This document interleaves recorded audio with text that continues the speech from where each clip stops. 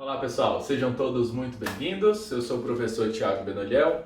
Hoje nós temos a nossa primeira aula do módulo sobre tradução.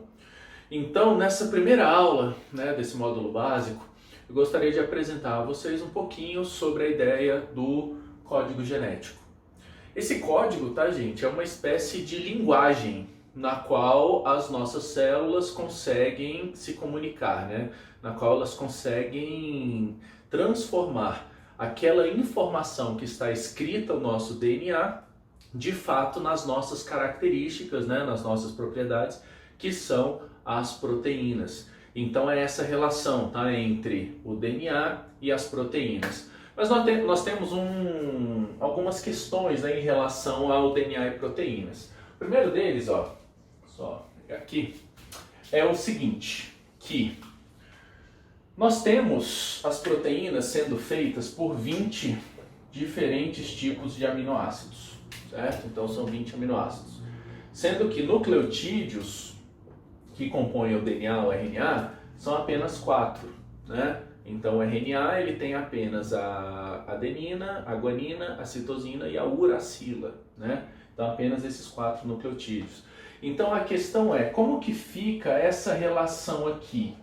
Como que a partir de 4 nucleotídeos é possível que eu codifique 20 aminoácidos, que são os aminoácidos que fazem realmente as proteínas, Então essa questão, meninos, é o que realmente trouxe a gente à verdade, a informação, a quebrar aí como era o código genético. Então qual que era a questão? É óbvio que não dava para ser 1 a 1, Não dava para ser um nucleotídeo, um aminoácido, não tinha como. Porque se fosse assim, eu só teria 4 nucleotídeos, 4 aminoácidos, então não dá. Se fosse uma combinação de nucleotídeos, a gente já poderia começar a pensar em dar certo. Então, se fossem 2 nucleotídeos, então a cada 2 nucleotídeos eu teria um aminoácido. Também não ia dar muito certo, Porque se eu tenho 4 nucleotídeos combinados 2 a 2, é só multiplicar, gente? 4 vezes 4, Então 4 vezes 4, 16. Nós ainda não teríamos o número suficiente para completar os 20 aminoácidos. E foi aí que surgiu a ideia. Então, como que é a combinação dos nucleotídeos? Se não é 1 a 1, não é 2 a 2, deve ser 3 a 3. Então, eu devo ter 3 nucleotídeos, E a combinação desses 3 nucleotídeos é o que deve realmente dizer qual é o aminoácido que é colocado. Então, o código no qual está escrito o nosso DNA, ele deve ser de 3 a 3, ele deve ser baseado em trincas de nucleotídeos, certo? E aí, quando nós temos essa situação, a trinca de nucleotídeos, cada nucleotídeo nós temos 4 possibilidades, 4 aqui, 4 aqui, 4 aqui. Ou seja, pode ser qualquer um, Adenina, guanina, citosina, uracila, mesma coisa aqui, mesma coisa aqui. Então, quando eu faço a combinação dos 4, isso gera um total de 64 diferentes trincas de nucleotídeos. Então, 64 combinações de nucleotídeos. 64 é muito mais que o suficiente para a gente pegar os 20 aminoácidos que existem, Então, baseado nessa simples continha, nessa percepção, nós chegamos à ideia de que a cada 3 nucleotídeos deveriam ser colocado um aminoácido, certo? Então essa foi a ideia. Bom, só que aí para chegar de fato ao código genético foram necessários vários experimentos, Então alguns pesquisadores na época, isso na final dos anos 50, início ali dos anos 60, foi quando a gente foi fazendo esses testes. E aí, gente, quando esses pesquisadores conseguiram realmente identificar quais nucleotídeos colocam qual aminoácido, então qual era a trinca de nucleotídeos para cada aminoácido, a gente chegou, de fato, ao nosso código genético, certo? Então nós desvendamos o código genético, E aí com isso, a gente começou a entender o que estava escrito no DNA. Então é isso, Você desvendar um código é você aprender a ler aquela linguagem, Então a partir disso, nós fomos capazes de pegar o que está escrito num gene lá no DNA e dizer qual era a proteína que era feita. qual era a sequência de aminoácidos daquela proteína, baseado apenas na informação que estava no DNA. Sacaram?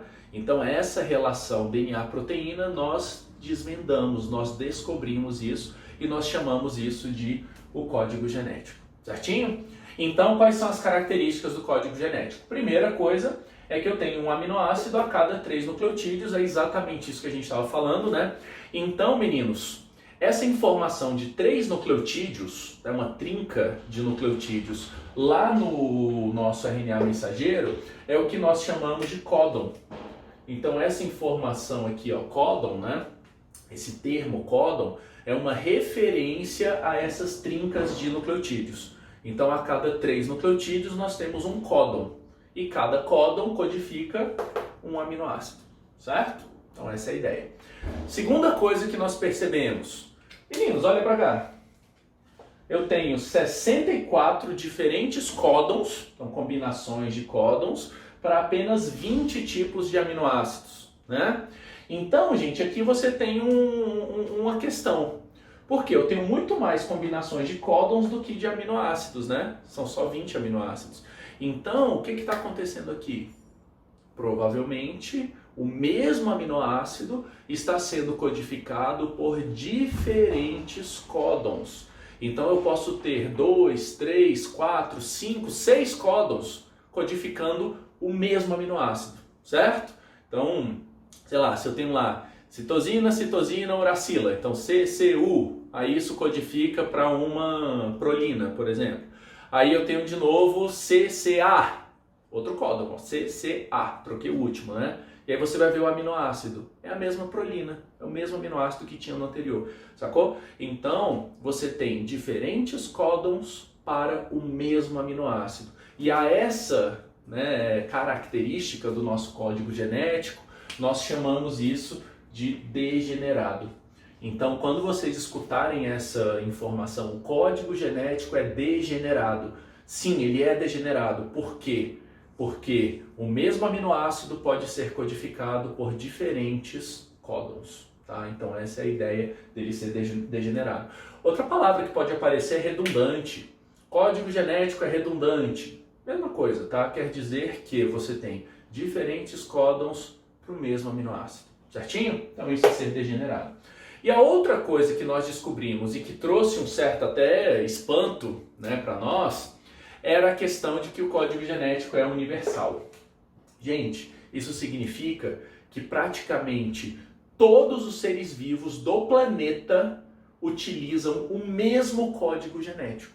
Ou seja, a mesma trinca de nucleotídeos codifica o mesmo aminoácido em praticamente todo mundo. Então o códon AUG, em nós esse códon, ele codifica uma metionina, que é um aminoácido, tá? Então AUG, adenina, uracila, guanina, isso codifica uma metionina. Se você olha num cachorro, metionina também, códon AUG, metionina. Se eu olho uma árvore qualquer, AUG, metionina. Se eu olho uma bactéria qualquer, AUG, metionina, olha que loucura. Todos os seres vivos, há raríssimas exceções, tá? Então existem sim algumas pequenas exceções, mas de maneira geral, todos os seres vivos, eles utilizam o mesmo código genético. Por isso nós dizemos que ele é universal, tá? Então o código genético é o mesmo, ele é similar em todos os seres vivos. Isso permitiu, né, que nós façamos um pouco de engenharia genética até antigamente, de uma forma mais rudimentar. Porque se eu pegava se eu pegasse um gene humano, certo? Um gene meu, humano, e colocasse ele dentro de uma bactéria, a bactéria produziria, né, a mesma proteína que eu produzo. Então ela vai produzir uma proteína humana. As bases da engenharia genética foram, né, feitas em cima dessa situação, dessa condição que a gente observou de que o código genético é universal. Então a ideia de que eu posso fazer essa passagem de DNA, né, de um indivíduo para o outro. Então pego o meu DNA e passo para um outro grupo, outra espécie. E essa espécie vai ler o DNA do mesmo jeito e vai ser capaz de codificar a mesma proteína. Isso possibilitou que nós façamos essa engenharia genética dessa forma, tá? De uma maneira mais direta, né? Simplesmente colocando o DNA nas diferentes espécies. Certinho? Tá? Então, lembrem-se disso. Código genético é universal e ele é degenerado. Essas são as duas principais características dele, né? Bom, o que a gente observou também, além dessas duas colocações aqui? Nós observamos essas informações que estão aqui em cima. Então, existia dentro dos 64 códons, né, que são possíveis, existiam 4 que tinham um papel especial, certo? Que além de codificar um aminoácido, eles tinham um papel especial. Um primeiro deles, que é justamente o códon AUG, que é o códon que codifica a metionina, nós descobrimos que ele era um códon de início. Isso quer dizer o quê? Que quando o ribossomo ele entra no RNA mensageiro, então ele entrou no RNA mensageiro e vai fazer a tradução, ele só começa a tradução quando ele encontra o primeiro códon AUG. Ele não começa antes, ele não vai sair traduzindo onde ele entrou, não. O ribossomo ele só começa a fazer a tradução quando ele encontra essa sequência AUG. E aí ele coloca uma metionina e a partir daí você vai ter a tradução se desenrolando, tá bom? Então o processo de tradução ele só começa no códon AUG, tá? E isso significa que o primeiro aminoácido de uma proteína que está sendo feita sempre é a metionina, né? Então a proteína que está sendo feita ali na hora, o primeiro aminoácido dela sempre é metionina, sempre vai ser o AUG, o primeiro códon. Tranquilo? A gente chama ele de códon de início. No inglês é bem comum usar, né, a expressão em inglês seria o start codon, né? Então códon de começo, de início, né? Certinho? Bom, e nós temos 3 códons que também são especiais, só que eles são o contrário. Eles são os códons de parada. Eles são os códons aonde quando o ribossomo chega neles, a tradução é encerrada. Então a proteína acaba ali, no primeiro deles que aparecer. Então o ribossomo vem, ó, de 3 em 3 colocando os aminoácidos, tá? A cada 3 códons, né? A cada 3 nucleotídeos, né? A cada códon, botando um aminoácido, tá. Aí chegou num códon que era UAA. Chegou nesse, não coloca nenhum aminoácido, então esses códons aqui, os 3, eles não colocam aminoácido, certo? Eles não codificam nenhum aminoácido e o ribossomo desmonta. Então você tem um sisteminha para terminar a tradução. O ribossomo desmonta e pronto, a proteína está feita. Esse é o final da proteína. Então esses 3 códons, eles marcam o fim da tradução. UAA, UAG e UGA, certo? Qualquer um deles que você chegue, o primeiro deles que você chegue, durante a tradução, é o ponto aonde você deve terminar o processo, terminar a proteína. Tranquilo? Tá? Então, essas informações a gente também conseguiu deduzir, né, a partir da construção do nosso código genético. Beleza, gente? Bom, na aula que vem, nós vamos dar uma olhada no código mesmo, tá? Então vou trazer a tabelinha do código e aí vocês vão entender um pouquinho como utilizá-la e como fazer esse processo de tradução das proteínas. Beleza? Muito obrigado, pessoal. Então até a próxima.